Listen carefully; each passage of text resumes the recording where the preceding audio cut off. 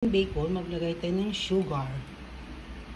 My vlog, ngayon gagawa naman tayo ng macaroni salad. So let's go! Proceed na tayo, papakulo na tayo ng tubig para sa ating macaroni. Lagay tayo ng konting salt sa ating water. Ang konting oil para sa ating noodles hindi maninikit. Lagay na natin yung ating noodles kasi kumukulo na yung ating water. Ito ng 2 egg para sa ating hard-boiled egg ito. Mamaya ilalagay natin yan. Makikita ninyo. Kumulo yung ating noodles and egg and 10 minutes.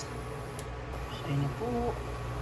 Nang i-strain yung ating noodles kasi luto na siya. Strain natin siya hanggang sa mawala yung excess na water. So ayun na po. Drain na natin yung ating macaroni. So ilalagay na natin yung ating chopped onion, white onion. Naman natin yung pickles and din yung ating pineapple tidbits. Pickle relish po ginamit ko dyan. Ating hard-boiled egg. So, chop-chop nyo ng pino po para bago nyo ilagay sa ating macaroni, bago nyo i-mix. Natin yung ating egg. Yung ating mayonnaise. Ating mayonnaise. Ating cream.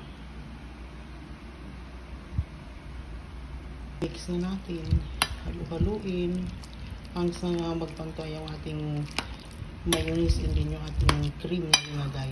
Pwede kayo maglagay dito ng pamintang durog, then pwede din ham or chicken, depende po sa inyo yan. So ngayon po, nag-toast po ako ng bacon. Pwede po kayong gumamit ng chicken breast dito, shred nyo lang. So ayan na po yung ating bacon. Ayan po, depende sa gusto ninyong tamis para mag-blend naman yung mayonnaise at hindi yung sugar.